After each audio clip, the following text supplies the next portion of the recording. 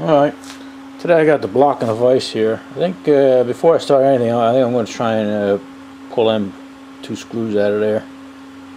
And then maybe I'll work on the timer. Alright, let me see if I can do that. Alright, I got the one out. Put the light on here. The threads in there are pretty good. Here's the thing I got out. I don't know if it's focusing or not. Yeah, that gave me a little trouble. This other one here is really giving me a little trouble. I don't know. I'm gonna try to heat it up again and try it. I don't want to snap off and easy out in there. It's pretty easy to do. Well, I tried and I couldn't get that other piece out of there, so I just drilled and tapped it. Figure if I can't get it out, it's gonna be good enough to put threads in. So. We'll see what happens. It should be alright. It only holds a little bracket. I figure it's better to just try and retap it instead of damage the block any more than it was. Like I say, it's plenty good to hold a little bracket. Alright, I found a piece of brass stock here, and I don't even know what size that is. Looks like it might be 1.25 inches. But that should make a nice cam. And I measured this, good thing I measured this, because I thought they were 1/8 inch thick, these micro switches, but they're actually 1/4 inch. I don't know if you can see that. So I figure if I make that a 1/2 inch wide, that's where the flywheel will stay, right about there. That won't look too bad. And that'll give me a 1/4 inch for the, well, actually it doesn't have to be a 1/4 inch, because I'm not going to use this micro switch. I'm going to use one with a roller on it, and the roller is probably maybe just a little wider than an 1/8. But anyway, I can always cut it down if I have to after I make it.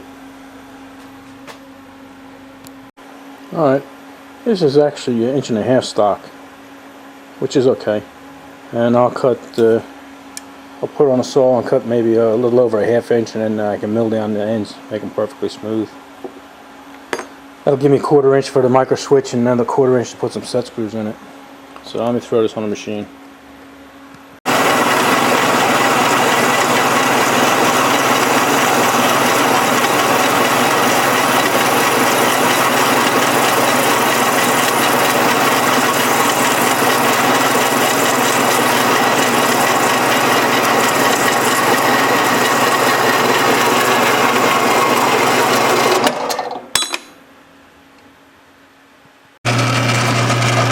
Alright, I'm cutting here, and I have my cutting tool there adjusted just below center, probably not even a 64th or so.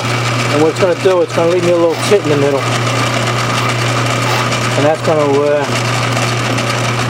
tell me where the center of this thing is, and I'll show you why that'll come into play later. Alright, let me shut these down so I can take it out. Alright, I adjusted this. This is the other side, this is the back side. I adjusted this so there shouldn't be any titty when we get done.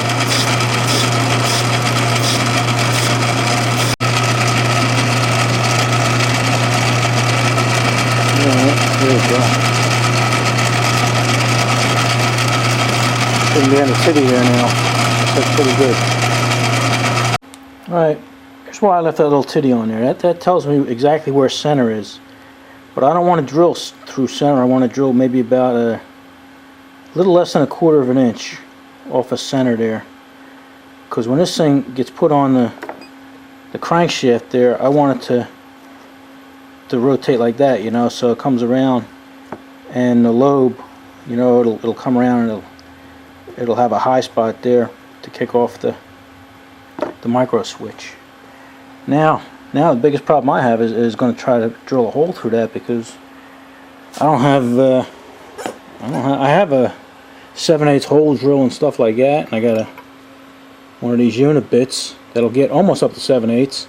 If I can get close to that, I have a ream, a 7/8 ream here, and that'll get me perfect. But let me see what I could do.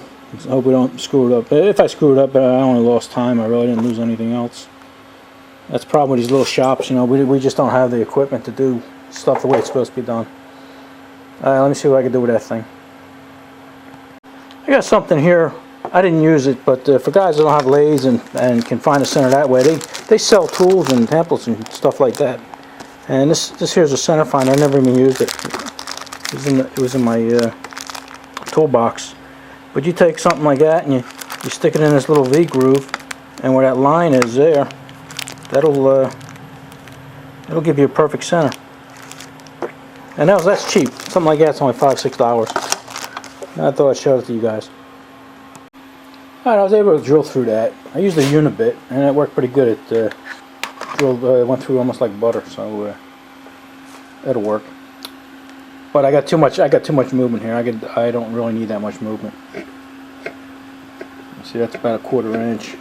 So I'm gonna remake one. They only take about 15-20 minutes to make. And cut down the size. Maybe I'll just go a 1/16, or maybe a little more than a 1/16. I mean, that's all I need. See the way it's running cattywampus there? That's what we want.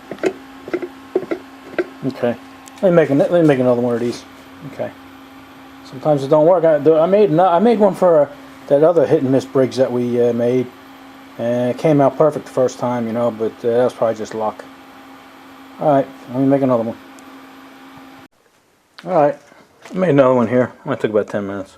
All you gotta do is cut it on a saw and then put it on a lathe and make it square. But and then I drilled the hole. You can see the hole was almost in the center, but it's not. I made it just like a 1/16 off. So